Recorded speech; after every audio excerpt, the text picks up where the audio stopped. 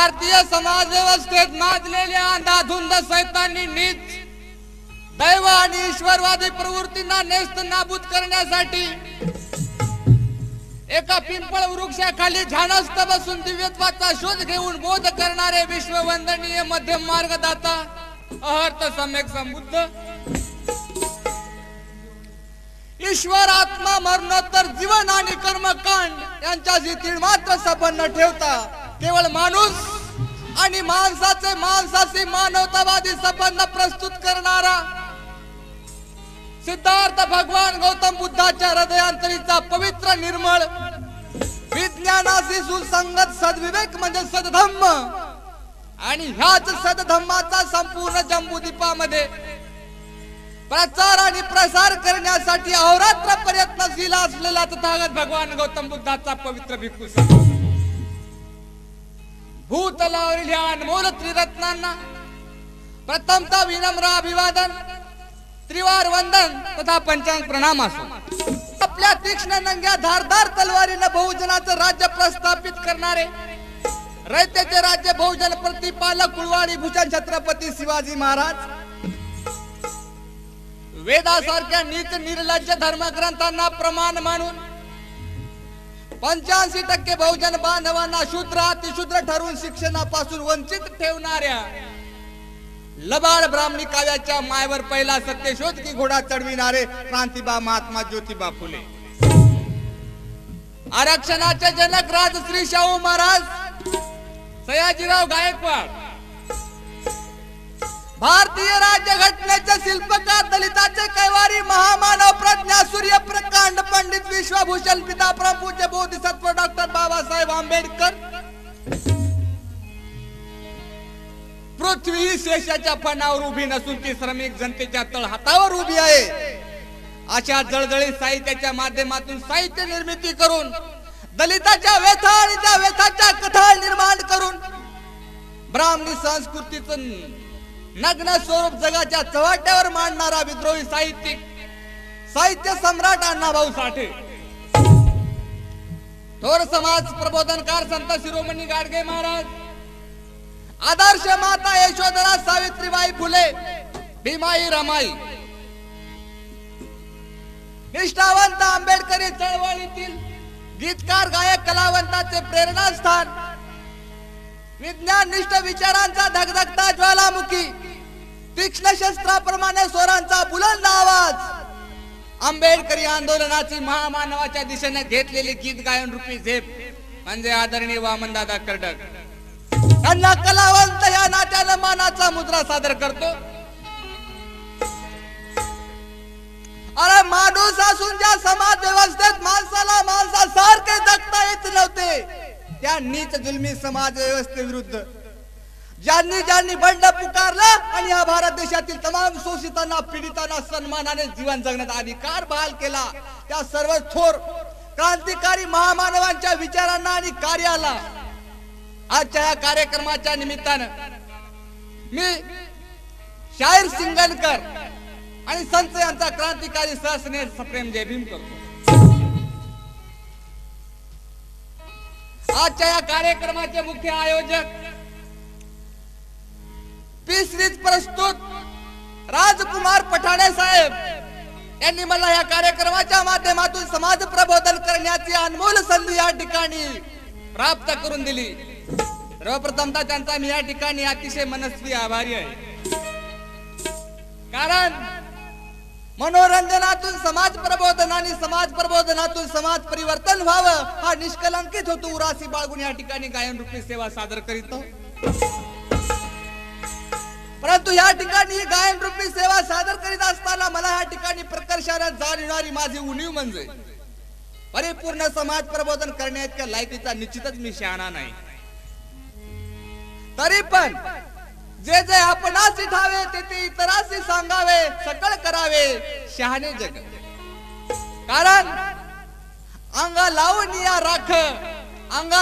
या राख डोळे झाकून करती पाप म्हणून बुडते हे जन देखवे ना डोळा म्हणून बुडते हे जन देखवे ना डोळा आणि या समाजाची ही अवस्था असल्यामुळे या ठिकाणी समाज प्रबोधन करणे काळाची गरज आहे।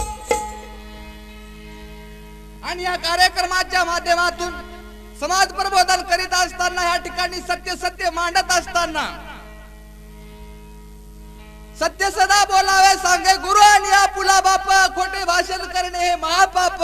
या ठिकाणी या कार्यक्रमाच्या माध्यमातून सत्य सत्य सांगत असताना सत्य सत्य मांडत असताना निश्चितच या माझ्या बोलण्यातून माझ्या या गायनाच्या माध्यमातून यदा कदाचित कुणाच्या मनावर आघात होतील, नाकारता येत नाही.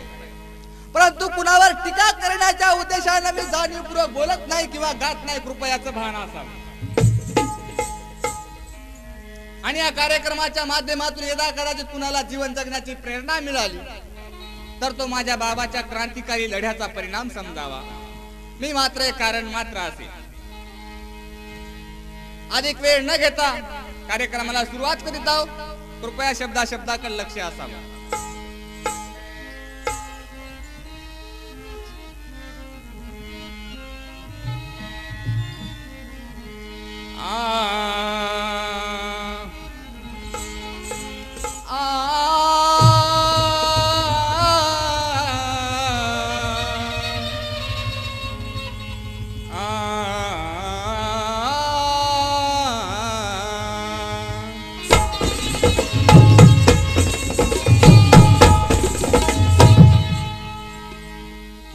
बुद्धाला वंदितो मी,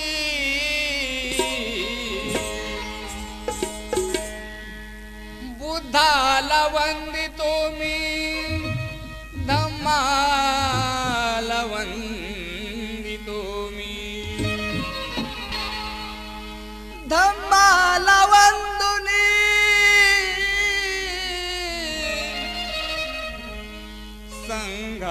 संघाला वंदितो मी.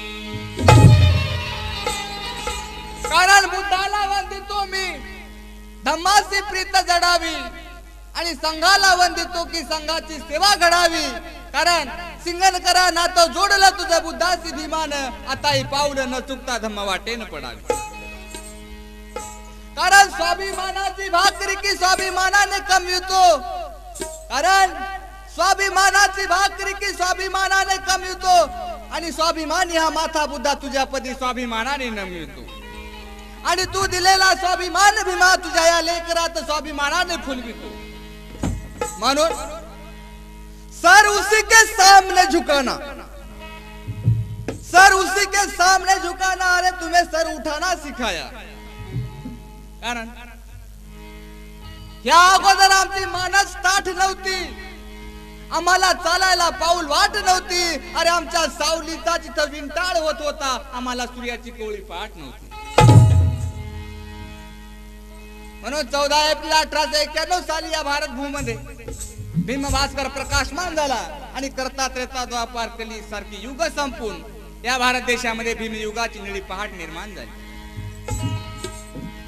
आणि ह्या आजच्या युगाला इन्फॉर्मेशन टेक्नॉलॉजी, माहिती तंत्रज्ञानाची गोड स्वप्न पडत असताना सुद्धा आजचा या भारत देशातील मानव दगडाला पूजनीय देव मानून आपल्या मनातील इच्छित मनोकामना पूर्ण व्हाव्यात म्हणून त्या दगडासमोर आपलं सर्वस्व अर्पण करतो. या भारत देशामध्ये 24 तासाच्या डे नाईट मध्ये निदान एक तरी माणूस आम्हा बहुजनांना धार्मिक जेरीला डोस पाजण्याचा प्रयत्न करतो. आणि बामणी काव्यानं आम्हाला या भारत देशाच्या वस्तुस्थितीमध्ये सांगितले जाते, बापू आपल्याला चांगलं करता येत नाही तेव्हा वाईट तरी करू नका. चांगलं करता येत नाही तेव्हा वाईट तरी करू नये असा उपदेश करणाऱ्यांना ह्या पुढे ठासून सांगा. उभ्या आयुष्यामध्ये आम्ही बहुजनांना वाईट काय केलं, चिंतनाचा विषय आहे बापू. त्या विद्रोही तुकारामाला या भारत देशामध्ये इंद्रायणीच्या डोहामध्ये बुडून मारलं आणि आम्हा बहुजनाला वैकुंठी गेल्याचं सांगितलं. तुकाराम महाराजांनी काय वाईट केलं होतं? या भारत देशामध्ये सारीपुत महामोगलांसारख्या विद्वान भंतीचा खून केला, त्यांनी काय वाईट केलं होतं? अरे ज्या वेळेस या भारत देशामध्ये नालंदा सारखी विश्वविद्यालय विद्यापीठ होती, विदेशामध्ये साधी शाळा नव्हती, त्यावेळेस भारत देशामध्ये विश्वविद्यालय होतं. ही वस्तुस्थिती आहे. म्हणून आम्ही वाईट काय केलं? या भारत देशामध्ये एकलव्याचा अंगठा गुरु द्रोणाचार्यानं कापून घेतला. गुरु द्रोणाचार्याचं काय एकलव्याच्या अंगठ्यानं काय केलं होतं वाईट? डॉक्टर बाबासाहेब आंबेडकर यांनी तिसऱ्या गोलमेज परिषदेतून आम्हा बहुजनासाठी स्वतंत्र मतदारसंघाचं गोड फळ आणलं आणि ते स्वतंत्र मतदारसंघाचं गोड फळ पाहून या भारत देशातल्या नंबर 1 च्या बामणी भटाचं पोटसूळ उठलं आणि तो हरामखोर पुणे करारामध्ये उपोषणाला बसला आणि आमच्या तोंडचा घास हिरावून घेतला. कारण आम्ही उभ्या आयुष्यात काही वाईट केलं नाही. आम्ही कुण्या गवळणीचे दह्यादुधाचे माठ फोडले नाही, कुणाचं दही दूध चोरून खाल्लं नाही, कुणाचे कपडे चोरून कळमाच्या झाडावर बसलो नाही. एवढी वस्तुस्थिती आमच्या भारत देशामध्ये आहे. म्हणून आम्ही कधीच वाईट केलं नाही. नाजायज जमाने में विषमता का कोहरा मचाया, छूत अछूत का कड़वा जहर धर्म के नाम पर पिलाया, और जिसे महात्मा कहते उस हरामी महात्मा को करे का अछूत ने बचाया.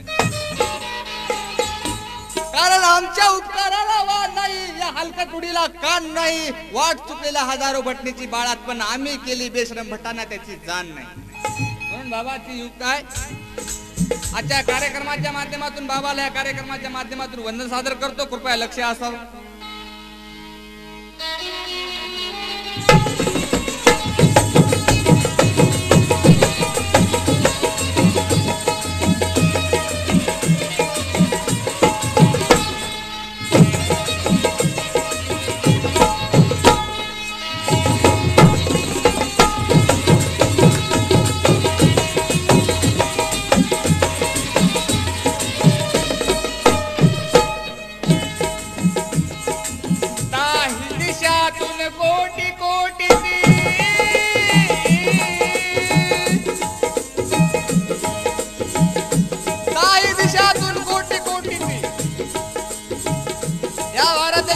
डॉक्टर बाबासाहेब आंबेडकरांची जेवढी जयंती मोठ्या प्रमाणात उत्साहात साजरी होते तेवढी जगामध्ये कोणत्याही नेत्याची साजरी होत नाही. कारण डॉक्टर बाबासाहेब आंबेडकरांचं कार्य जसं महान आहे, मीच काय माझ्यासारखे हजारो कलावंत या भूतलावर निर्माण झाले आणि डॉक्टर बाबासाहेब आंबेडकरांचं गुणगान करण्याचा प्रयत्न केला तर ते शब्दामध्ये बसणार नाही. म्हणून बाबाच्या विचाराप्रती, बाबाच्या चळवळीप्रती काव्यरूपी वंदन सादर करतो. काही दिशातून कोटी कोटी आहे तुला वंदना वंदना वंदना, रामजीच्या नंदना भीमा, रामजीच्या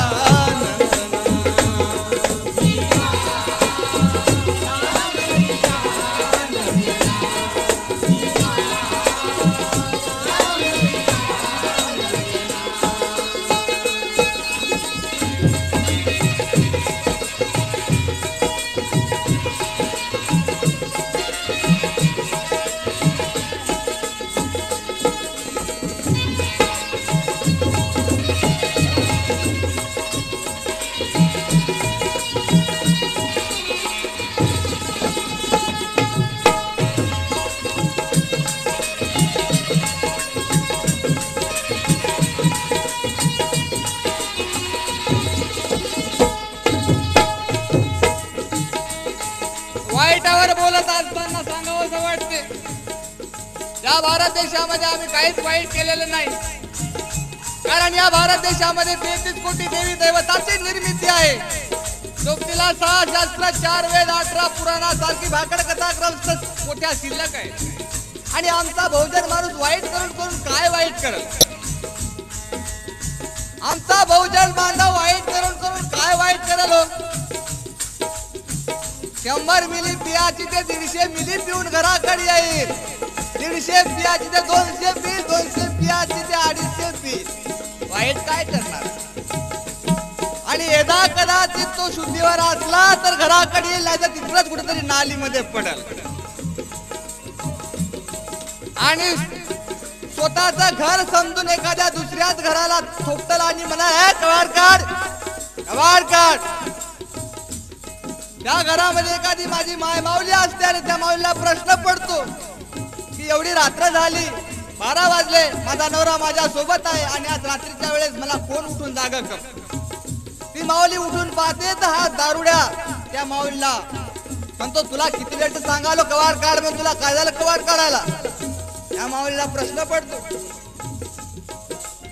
हा या ठिकाणी मला माझ्या दारात येऊन दम देतो. कारण बाबासाहेबांनी या समाजाला स्वाभिमान शिकवला आणि ती स्वाभिमानी महिला त्या पुरुषाला उत्तर देते.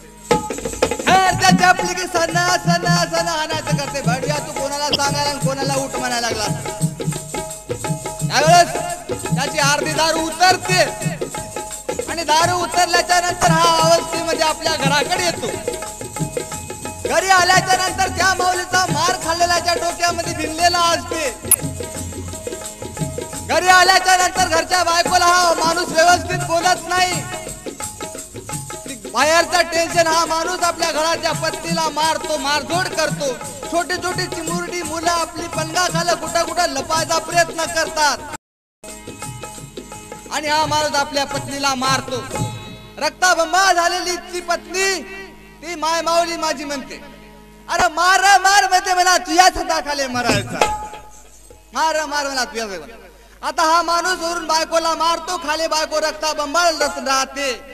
छोटी छोटी चिमुरडे मुलं पलंगा खाली रडतात आणि या भारत देशातील गीता सांगते, जो कुछ हो रहा वो अच्छा हो रहा, जो कुछ होगा वो भी अच्छा होगा. हा माणूस आपल्या पत्नीला मारतो तेव्हा त्या माणसाच्या पाठीमागे या भारत देशातला धार्मिक उपदेश असतो आणि तो धार्मिक उपदेश त्या माणसाला म्हणतो, तू भिवू नको, मी तुझ्या पाठीशी आहे. एवढी वस्तुस्थिती या समाजाची या भारत देशाची. सगळं कुटुंब उद्ध्वस्त होते. ती माझी माय माऊली छोटी मुलं घेऊन आपली माहेरी भावाकडे निघून जाते. वस्तुस्थिती आहे. आणि त्यावेळेस सगळं घर नुसतं झालेलं असताना या माणसाला मग कुठं सारा नसतो. हा माणूस एखाद्या कुठं कोठ्यावर जातो आणि त्या ठिकाणी मग आमच्या माणसाला अभंग आठवतात. सदा सर्वदा योग तुझा घडावा, तुझे कारणी देह माझा पडावा. म्हणून बाबासाहेबांना त्या गुलामीतून आम्हाला बाहेर काढलं. त्याचं आमच्या माणसांनी भान ठेवलं पाहिजे.